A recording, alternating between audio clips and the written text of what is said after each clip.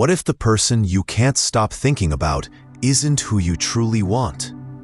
What if the desire burning through your chest has nothing to do with love or lust or even them, but everything to do with something broken, buried, and unspoken inside you?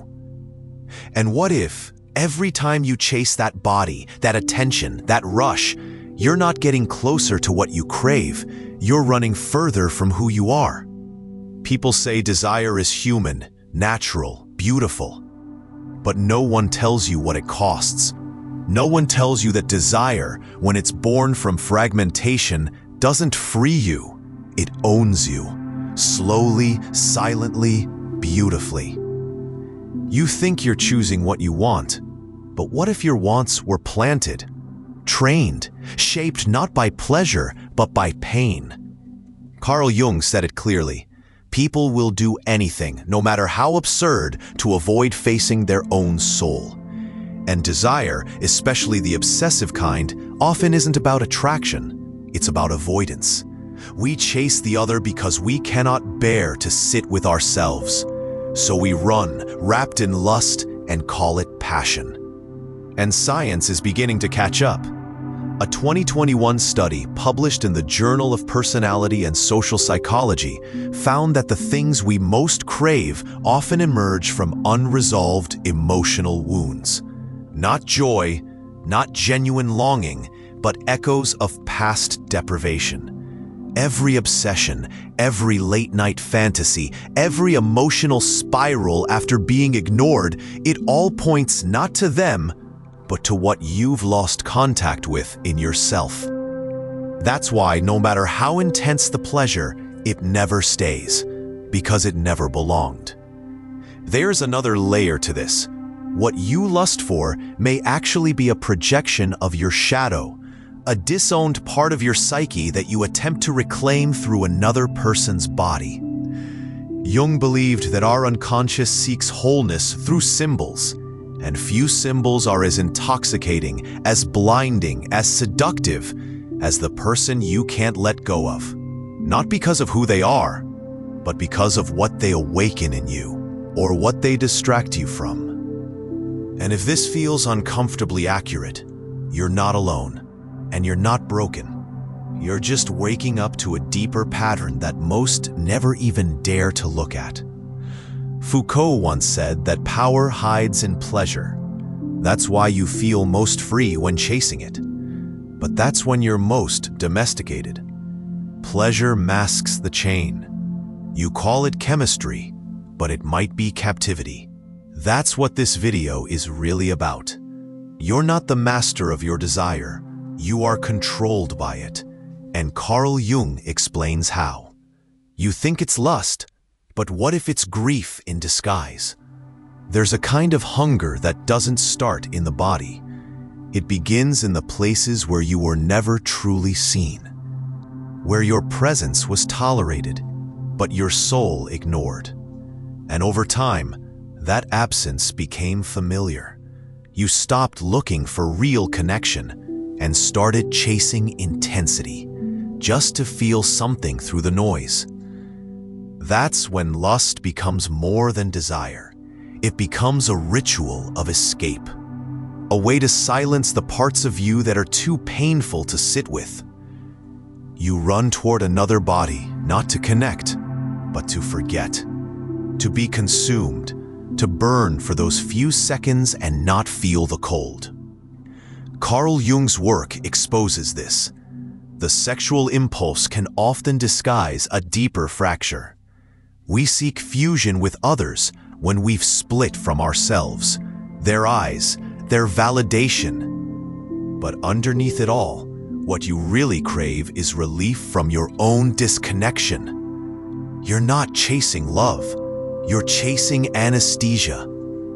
And the person you think you're drawn to, they may not be the source of your lust, but the symbol of a part of yourself that's been silenced. The real pull isn't them. It's the hope, unconscious and desperate, that maybe, just maybe, through them you'll feel whole again. But here's the fracture. The more you pursue to escape, the more lost you become. Every climax leaves you emptier. Every conquest reinforces the belief that something is missing. Because it is, but not in them, in you. This is the part no one talks about, not in public, not in polite conversations, but here we do. Because someone has to name the things that are eating people alive while they smile through them. And if something in this spoke to a pattern you felt but never explained, stay with us.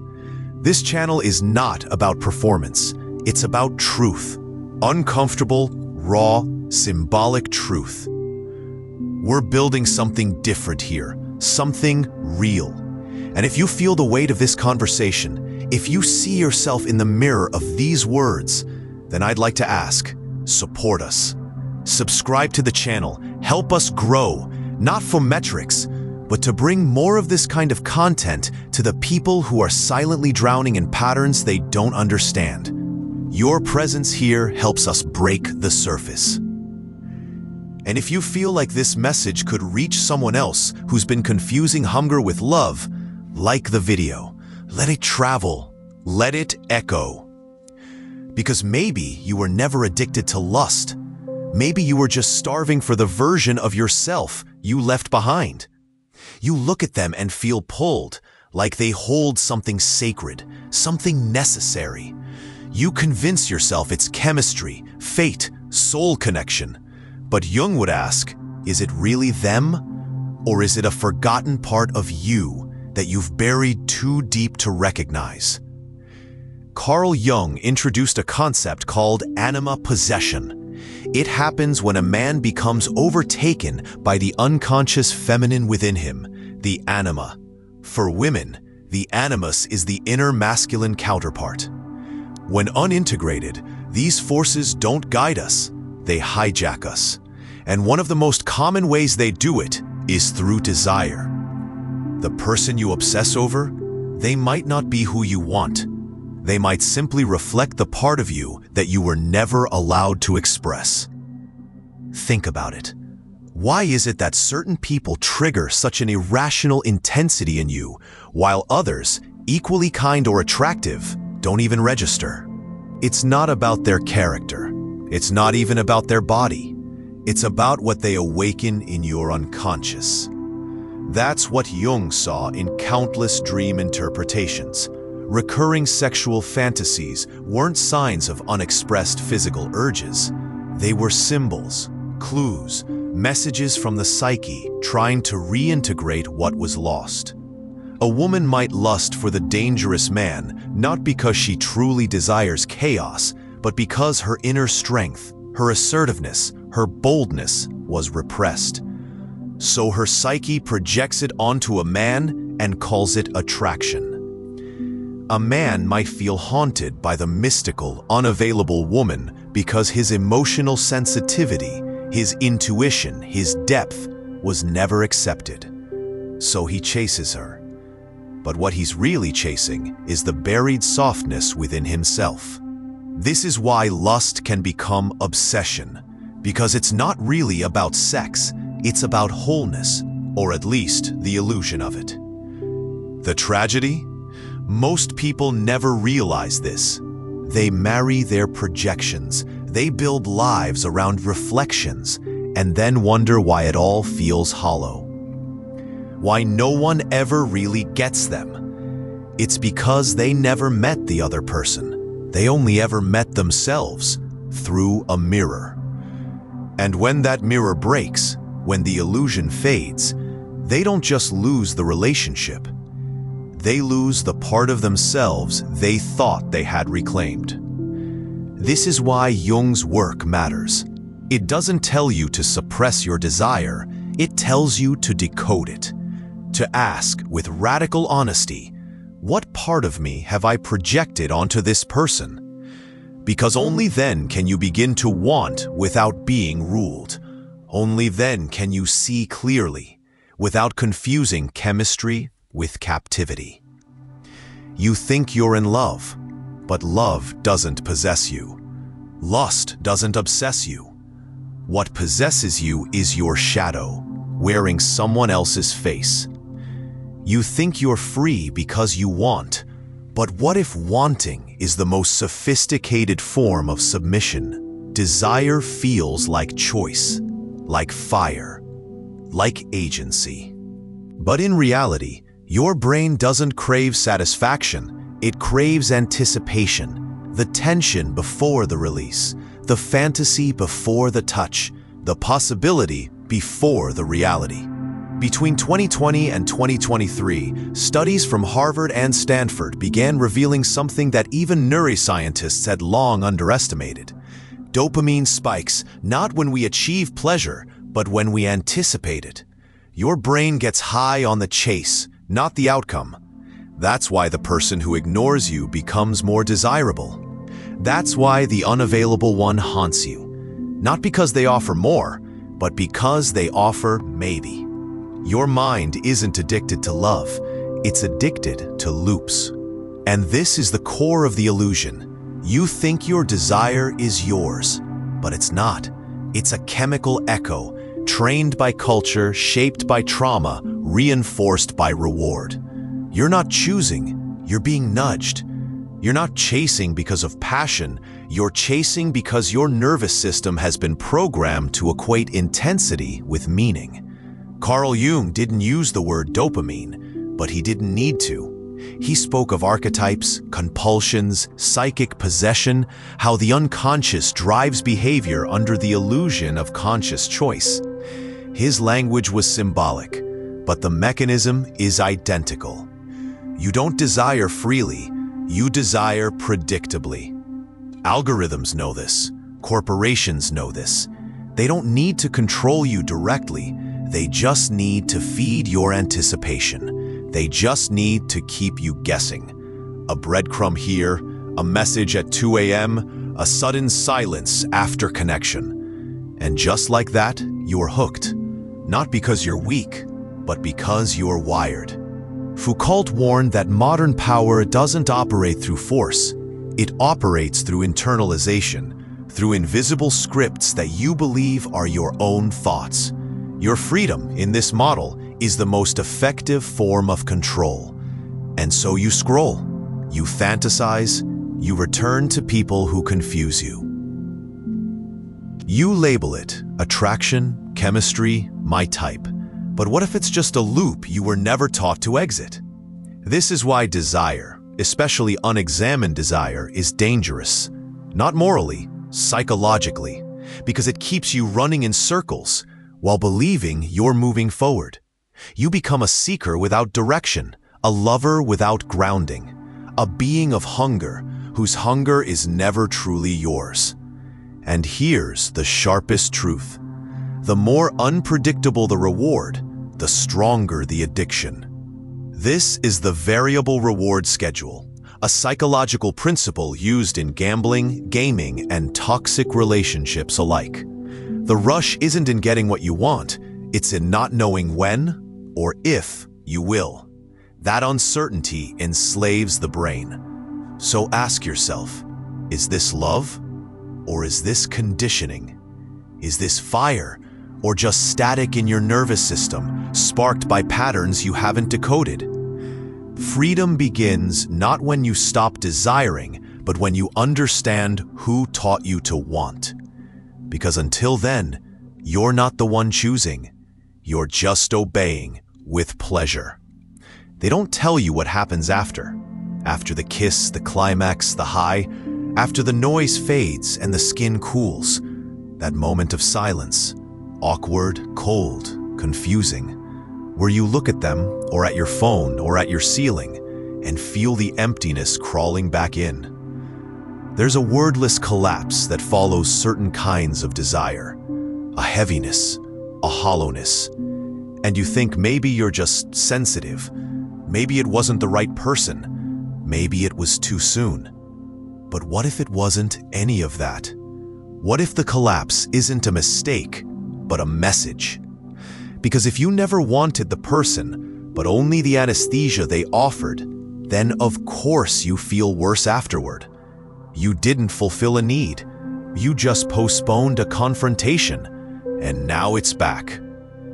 Carl Jung believed that the psyche seeks wholeness, but when it cannot find it, it settles for distraction. The climax then becomes symbolic, not of union, but of escape. And escape always carries a cost.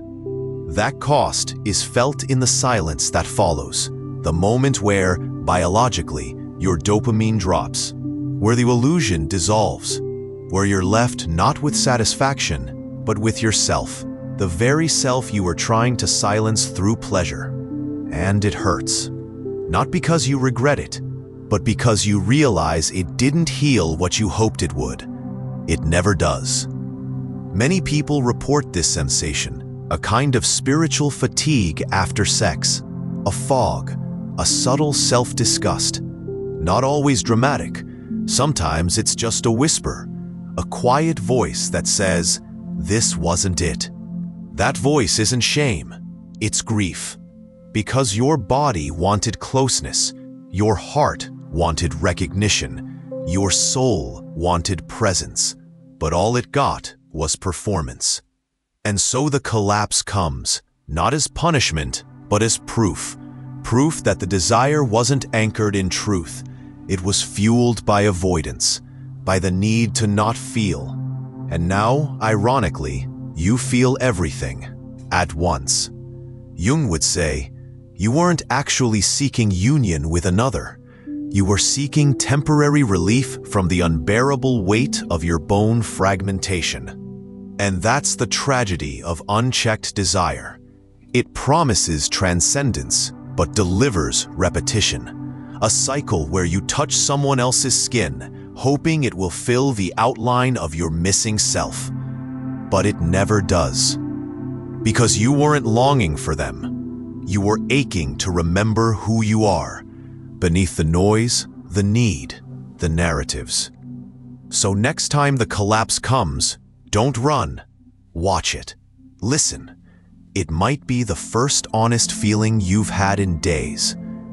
Not because desire is wrong, but because this kind of desire was never about love. It was about disappearing, quietly, beautifully, tragically. You think you're the hunter, but what if you're just a well-trained animal walking straight into the trap? Desire gives the illusion of control. You feel powerful when you seduce, when you attract, when someone wants you back. But underneath that performance, beneath the curated image, the practiced charm, the instinctual timing, something far more fragile is operating. Your fear of not being enough without it. You weren't born seductive. You were made, conditioned, taught to read the room, adjust your tone, angle your gaze, sharpen your movements, so that people would stay, so they wouldn't abandon you, so they'd give you what you were never given freely: presence, approval, attention. That's why your type is so specific. That's why you're drawn to the same faces, the same energies, the same toxic dances. It's not random, it's ritual. Your desire isn't instinct, it's conditioning, and it repeats until you confront it. Jung understood this as the persona, the mask we build to survive. At first, it's protective, and eventually, it becomes the only version of you others ever meet. You forget who you were before seduction became survival. And that's the problem. You think you're choosing, but you're repeating. Repeating the seduction patterns that got you praise in your youth. Repeating the chase because it makes you feel relevant. Repeating attraction to the emotionally unavailable because it matches your template of love. So you think you're dominant, but dominance born from fear is just control in costume. It's the illusion of power designed to avoid the real confrontation, the one with the child version of you who had to perform to be seen. You're not pursuing others. You're reenacting old performances, hoping someone this time will respond differently. But they won't, because the script hasn't changed. Jung once said, "Until you make the unconscious conscious, it will direct your life and you will call it fate." Most people spend decades mistaking their programming for preference. They call it attraction, type, standards, but it's all script until it's not. This is the most painful kind of awakening, when you realize that even your desire was never truly yours, that the way you smile, the way you move, the way you respond was rehearsed in the shadows of your childhood, and that every seduction since has been a plea for safety wrapped in sexuality. You're not weak for it. You're just tired, because the act never ends, and the applause never fills. You believe you're chasing what you want, but what if what you really want is permission to stop chasing? To be still, not perform, not attract, not seduce, just be. But that stillness terrifies you, because you fear that if you stop performing, no one will stay. That's not true, but it is the voice of your conditioning, loud, familiar, cruel. So the next time you feel that rush of desire, that sudden pull towards someone who feels like home, ask yourself, is this chemistry or choreography? You're not the hunter. You're the one who learned to make yourself irresistible because you were once made to feel invisible. You were taught to either indulge desire or repress it, chase it recklessly or bury it in shame. But no one taught you the third path, to observe it until it reveals what it's really asking for. Desire, especially the kind that burns without peace, is often a messenger, not of lust, not of love, but of disorientation. When you no longer know who you are, your body tries to remember through someone else. But there's another way, one that doesn't kill the fire, but transforms it. Jung never advocated for repression. He believed in integration, in allowing the shadow to speak, not to dominate, but to guide. He said, the privilege of a lifetime is to become who you truly are. And to do that, you must learn to face your cravings not with indulgence or guilt, but with stillness. Desire becomes dangerous when it leads. But when you observe it like a ritual, tracking its patterns, its triggers, its voice, it loses its grip. You stop reacting. You start remembering. Remembering who first taught you that attention was love, who rewarded your beauty but ignored your pain, who made you believe that being wanted was the same as being safe. This isn't about becoming cold. It's about becoming clear. Silence is not frigid. It's sacred. It's where the heat cools just enough for truth to surface. And in that stillness, something shifts. The person you once obsessed over begins to fade, not because you no longer feel, but because you finally see. They weren't your answer. They were your distraction. A beautiful, intoxicating symbol of everything you hadn't yet claimed in yourself. And when that illusion falls, you don't become numb. You become sovereign. Not driven by the chaos of longing, but anchored in the clarity of observation. This is how desire purifies itself. Not by being denied, but by being witnessed without reaction. The next time it hits, the craving, the fixation, the ache, don't follow it. Watch it. Name it. Ask it. What are you really asking me to remember? Because this kind of stillness is not passive. It's resistance. It's reconstruction. And in a world that feeds off your compulsions, your silence becomes rebellion. You don't need to explain it to anyone. You don't need to prove it. You just need to stand there quietly while the fire burns down and something stronger rises in its place. Not desire, not obsession, but power. The kind of power that doesn't chase, it chooses. Desire is a mirror, but most people would rather lick the glass than see when it reflects. Jung said the shadow isn't evil. It's potential that's been buried, parts of you exiled so early, so deeply, that you only know how to encounter them through others, through obsession, through that person who becomes everything you think you've ever wanted. But what if they're not the answer? What if they're just the carrier of your projections, the canvas for your unmet longings, the surface where you try to draw the outline of a self you no longer recognize? Friedrich Nietzsche saw through this long before modern psychology gave it names. "The man of desire does not pursue pleasure," he wrote. "He pursues the annihilation of boredom." But boredom, in Nietzsche's world, isn't just a lack of stimulation. It's the confrontation with one's own emptiness, a kind of existential vertigo, a truth too loud to sit with, too vast to contain. So we run, we crave, we pursue, not to live, but to forget we're lost. This is the seduction of lust. Not the physical sensation, not the moment of closeness, but the illusion that something or someone can deliver you from the weight of your own absence. That a body can rescue you from the silence that follows you everywhere. But that silence is not your enemy. It's your invitation. Because when you stop reaching, when you stop reacting, you begin to hear something else underneath all the craving. A kind of memory, a kind of knowing, the faint pulse of the person you were before you learned to seduce instead of speak, to purr, form instead of feel, to pursue instead of be. This is where the real work begins.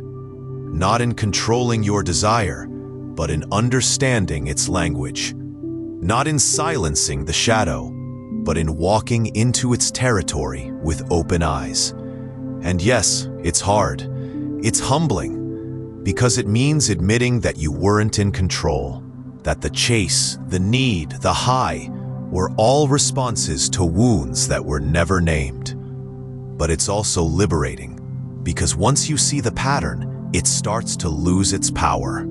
You begin to choose, not react. You begin to want without needing, to feel without drowning, to love without disappearing. Jung said, "One does not become enlightened by imagining figures of light, but by making the darkness conscious." And this is that moment, the one where you stop running from the mirror and finally look into it. And if this reflection spoke to something you couldn't quite name before, leave a comment. Say what resonated. Say what cracked open. Not just for yourself, but for the thousands of others watching this who still think their craving is about someone else. Your voice matters here. And if you haven't yet, subscribe to the channel. Help us bring this kind of content to more people in a world desperate for depth and starving for truth. Because here, we don't offer answers. We offer confrontation, lucidity, echo. And before you go, let me leave you with this. You were never really desiring them. You were trying to remember the version of yourself you forgot to protect. And the candle that keeps chasing the moth forgets too easily. It was fire all along.